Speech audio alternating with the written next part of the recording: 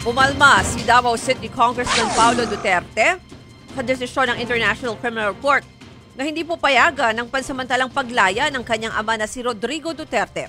Ang mga kaanak naman ng mga biktima ng war on drugs, ikinatuwa ang desisyon. Narito pa ang report ni Gio Robles. Tayo po ay nagpapasalamat kay Vice President Sara Duterte. Marahil ito ang unang pagkakataon na nagpasalamat ang ilang human rights group at pamilya ng mga biktima ng war on drugs kay Vice President Sara Duterte. Mismong ang anak daw kasi ng dating Pangulong Rodrigo Duterte ang dahilan kung bakit binasura ng pre-trial chamber ng International Criminal Court ang hiling ng kanilang kampo na interim release o pansamantalang paglaya habang gumugulong ang reklamo. Sa totoo po, kami, told you so, parang gano'n. Kasi matagal na po namin pinupoint out yan na yung statements mismo nung Duterte family ang magagamit or gagamitin ng korte to decide.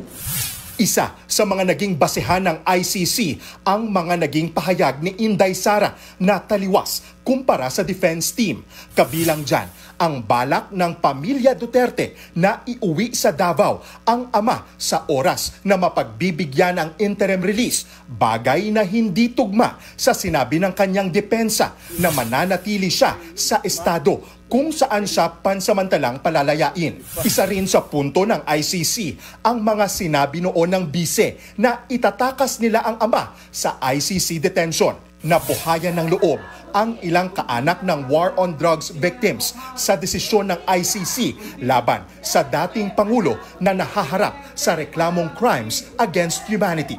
Ayaw na namin siyang palabasin dahil isa po itong banta sa aming mga pamilya at sa lahat po ng mga inabuso ni Duterte. Inalmahan naman ni Davao City Congressman Pulong Duterte ang desisyon ng ICC. Sa kanyang post sa Facebook, sinabi niyang hindi batas kundi political theater ang nanaig. Giit ng kongresista, naging biktima daw ng political persecution ang kanyang ama. Titiyakin daw niyang mananagot ang mga anyay kumidnap sa kanyang ama. Sunod na pagdedesisyonan ng ICC ang ilang pending issue na kailangang pangresolbahin. Kasama na dyan ang matagal ng hiling ng depensa na ipagpaliban ang pagdinig dahil wala umanong jurisdiction ng ICC sa kaso laban kay Duterte. Nagbabalita mula sa Frontline, Gio Robles, News 5.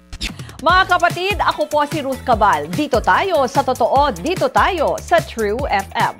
Mag-follow at mag-subscribe din po kayo sa aming social media accounts at True Network PH. Diyan po yan sa aming X na dating Twitter, sa FB, sa Instagram, sa YouTube, sa TikTok at sa mga podcast. At syempre, tutok din po kayo sa Signal True TV Channel 19.